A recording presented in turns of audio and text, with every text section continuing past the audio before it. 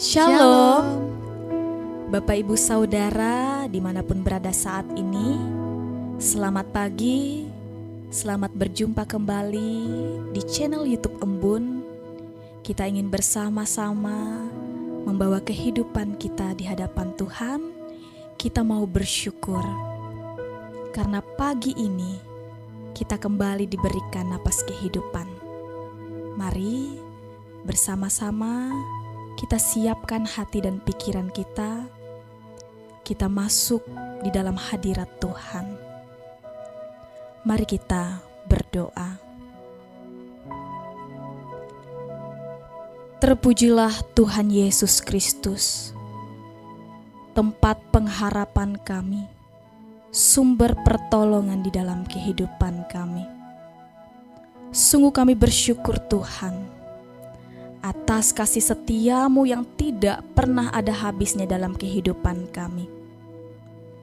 Bahkan karena kasih setia Tuhan, pagi ini kembali kami diberikan kesempatan untuk menikmati keindahan yang telah Tuhan nyatakan di tengah dunia ini. Kami bersyukur kami masih diberikan kesehatan, kekuatan. Dan saat ini ya Tuhan, sebelum memulai segala aktivitas, tugas, tanggung jawab kami hari ini, kami ingin memulainya bersama-sama dengan Tuhan. Biarlah melewati pujian, penyembahan, bahkan doa, serta firman-Mu yang akan kami dengarkan hari ini. Itu boleh menjadi kekuatan, menjadi pedoman dan penuntun dalam kami menjalani hari ini. Terima kasih Tuhan Yesus. Di dalam nama-Mu kami berdoa dan siap untuk memuji dan memuliakan nama-Mu. Amin.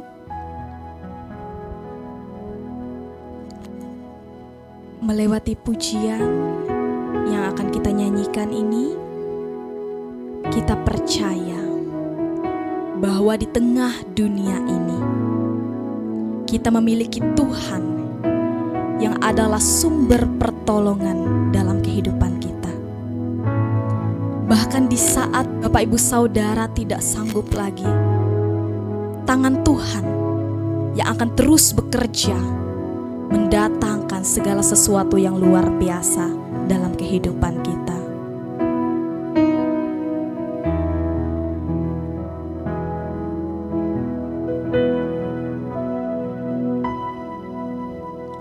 Hatiku tenang berada dekatmu, Kaulah jawaban hidupku. Hatiku tenang berada dekatmu, Kaulah pelihara hidupku. Katakan pertolongan-Mu begitu ajaib. Kau telah memikat hatiku di saat aku tak sanggup lagi. Di situ tangan-Mu bekerja, pertolongan-Mu begitu ajaib. Kau telah memikat hatiku. Kini mataku tertuju padamu. Ku rasakan kasih-Mu Tuhan.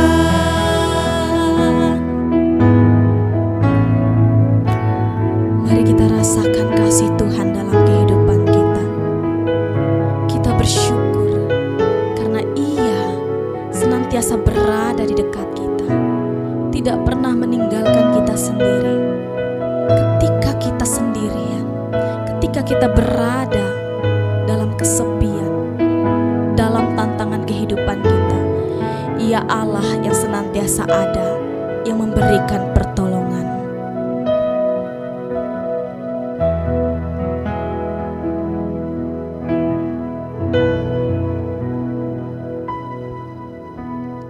Hatiku tenang berada dekatmu, Kaulah jawaban hidupku.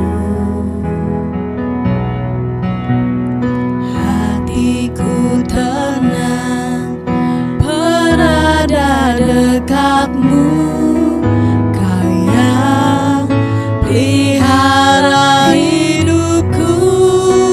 Katakan pertolonganmu begitu ajaib. Kau telah memikat hatiku di saat aku tak sanggup lagi. Di situ tanganmu bekerja, oh Tuhan. Pertolonganmu begitu ajaib. Kau telah memikat hatiku. Kini mataku tertuju padamu, ku rasakan kasih-Mu Tuhan.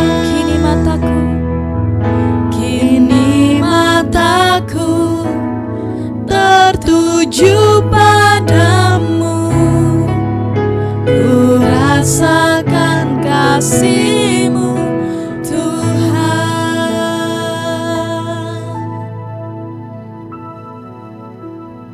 Mari kita bersatu dalam doa. Kita berdoa.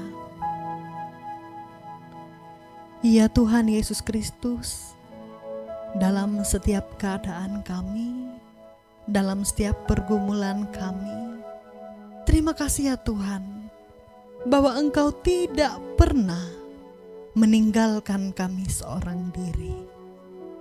Tetapi Engkau ya Tuhan senantiasa memberikan pertolongan dalam kehidupan kami.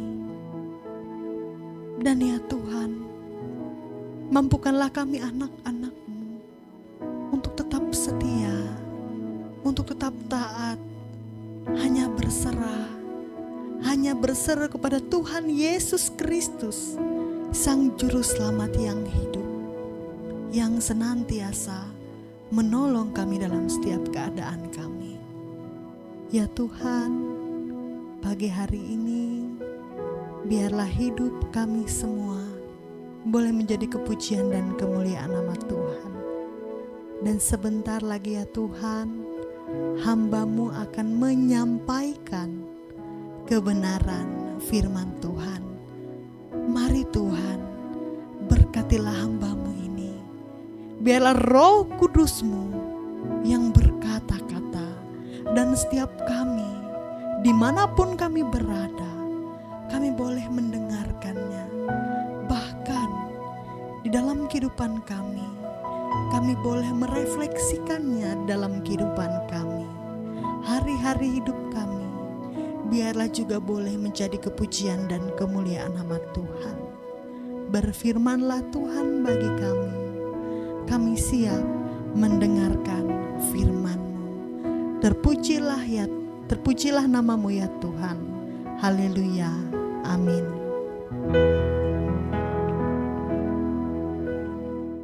Salam, dimanapun Bapak Ibu berada, saya percaya kita senantiasa ada dalam perlindungan Tuhan. Hari ini kita berjumpa lagi dalam renungan pelayanan online bersama dengan kami di channel YouTube Embun ini. Terima kasih Bapak Ibu sudah mengikutinya dalam beberapa waktu terakhir. Hari ini saya akan membaca firman Tuhan dan memberi judul renungan kita adalah identitas pengikut Kristus. Dari 1 Petrus 2 ayat 9 sampai 12. Saya akan baca ayat yang ke-9 dan yang ke-11. Demikian firman Tuhan. Tetapi kamulah bangsa yang terpilih, imamat yang rajani, bangsa yang kudus, umat kepunyaan Allah sendiri, supaya kamu memberitakan perbuatan-perbuatan yang besar dari Dia, yang telah memanggil kamu keluar dari kegelapan kepada terangnya yang ajaib. Ayat yang ke-11, saudara-saudaraku yang kekasih, yang aku menasihati kamu supaya sebagai pendatang dan perantau, kamu menjauhkan diri dari keinginan-keinginan daging yang berjuang melawan jiwa. Amin. Bapak, Ibu, Saudara yang saya kasihi dalam Tuhan, hidup kita ini bisa dipenuhi dengan tantangan, dengan berbagai pergumulan, dengan berbagai masalah yang ada mungkin menghantui kehidupan kita. Tetapi sesungguhnya percayalah kepada saya dan juga terlebih lagi kepada Tuhan, jika kita bisa mengetahui identitas diri kita, maka iman kita bisa teguh dan kita harus sadar siapa identitas diri kita di dalam Kristus. Yang pertama, sebagai pengikut Kristus kita adalah bangsa pilihan. Jadi kita ini BP, bangsa pilihan, bukan BS atau barang sortiran. Kita adalah bangsa pilihan, tadi dikatakan dalam 1 Petrus 2 ayat 9 yang berkata demikian. Tetapi kamulah bangsa yang terpilih, imamat yang rajani, bangsa yang kudus dan kepunyaan Allah sendiri. Nah, Bapak, Ibu, Saudara, melalui teks ini kita diingatkan bahwa kita telah mengalami revolusi atau transformasi identitas. Dari dulu kita yang merupakan milik kegelapan menjadi pengikut Kristus, memiliki identitas baru sebagai anak-anak Allah. Dan hal ini kita alami karena Kristus telah menyelamatkan hidup kita. Nah, di era modern ini kita sering terjebak dalam insecure atau rendah diri dalam kehidupan, dalam pergaulan, dalam banyak hal. Kita merasa di dunia ini kita bukan siapa-siapa, tidak berharga. Apalagi kalau kita menyadari bahwa status sosial kita sepertinya tidak seberuntung orang lain. Tetapi percayalah bahwa di dalam Kristus kita punya identitas yang baru. Kita bukan saja sebagai orang yang ditebus, tetapi sudah diangkat menjadi anak Tuhan. Saya teringat seorang pemuda desa yang miskin, yang tidak punya harapan akan penghidupannya, tidak punya status sosial yang mumpuni. Tetapi ketika dia baca Alkitab, tepat bagian ini bahwa kamulah bangsa yang terpilih, imamat yang rajani, bangsa yang kudus dan umat pilihan Allah, dia mulai menyadari keberhargaan hidupnya. Lalu dia masuk sekolah tinggi teologi dan sekarang menjadi pendeta, memberitakan firman Tuhan, dan banyak orang terberkati dengan pelayanannya. Dan itu ketika dia menyadari bahwa dia bukan lagi hidup di masa yang dulu, tetapi ia ada di dalam Kristus. Nah, kisah ini menegaskan kepada kita bahwa kesadaran kita terhadap identitas diri kita sebagai anak Tuhan membuat perubahan di dalam hidup kita, supaya kita memberitakan perbuatan-perbuatan Allah yang ajaib. Pemuda ini tadi dia dulu hanya ingin menjadi orang kaya saja, bekerja banting tulang peras keringat. Tetapi kemudian setelah ia menyadari identitas dirinya di dalam Yesus, dia mulai banting setir dan melayani dengan sepenuh hati. Dan akhirnya dia menjadi orang yang banyak menjadi berkat dan kemudian juga diberkati oleh Tuhan. Dan tentu pengalaman hidup orang berbeda-beda. Walaupun kisah itu adalah kisah ilustrasi mungkin, tetapi kita bisa belajar bahwa identitas di dalam Yesus membuat kita ada pada pengharapan yang baru. Dan satu yang saya pesan, orang mungkin mengenal kitab Injil, Matius, Markus, Lukas, Yohanes. Tetapi mungkin orang bisa tidak membacanya, tidak mengetahuinya, dan tidak sempat untuk belajar dari keempat Injil itu. Tetapi banyak orang melihat Injil yang kelima. Apa itu? Yaitu hidup kita. Hidup kita yang dilihat orang, didengar orang, dan kemudian mereka bisa melihat siapa kita setelah kita menerima Yesus. Jadi hidup kita harus dipakai untuk memberitakan perbuatan-perbuatannya yang ajaib kepada suku-suku bangsa. Bapak Ibu bisa komen di komentar kalau merasa terberkati dan mengimani, katakan saya sekarang adalah anak raja di atas segala raja. Dan itulah hidup kita sebagai anak raja, tentu kita akan senantiasa diberi kelimpahan. Nah, yang kedua, dari teks ini kita juga belajar bahwa kita juga harus menjadi perantau yang berdampak bagi kemuliaan Allah. 1 Petrus 2 ayat 12 berkata, "Milikilah cara hidup yang baik di tengah-tengah bangsa-bangsa bukan Yahudi, supaya apabila mereka memfitnah kamu sebagai orang durjana, mereka dapat melihatnya dari perbuatan-perbuatanmu yang baik dan memuliakan Allah pada hari Ia melawat mereka." Sebagai warga kerajaan sorga, sebagai orang yang sudah menjadi pengikut Kristus, sebenarnya semua kita adalah perantau di dunia ini. Kita adalah musafir yang tidak tahu berjalan harus kemana. Tetapi dimanapun kita berada, dimanapun kita ditempatkan, dimanapun kita harus melayani, kita harus berdampak untuk kemuliaan Allah. Milikilah cara hidup yang baik dimanapun kita berada. Sehingga ketika orang melihat kita, dia seperti melihat Kristus yang nyata di dalam diri kita. Jangan melakukan hal-hal yang seperti yang dilakukan oleh orang-orang yang durjana.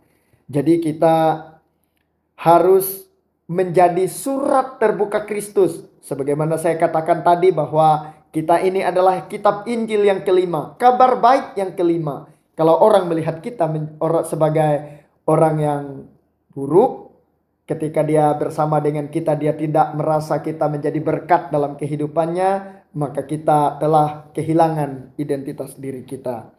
Nah, apa prioritas hidup kita sebagai perantau, sebagai musafir di dunia ini? Kita harus memprioritaskan kekekalan, bukan duniawi, karena dunia bukan rumah kita. Dunia, kalau dikatakan oleh Rasul Paulus itu, dunia ini adalah kemah yang panah bagi kehidupan kita, bukan tempat kita yang sebenarnya.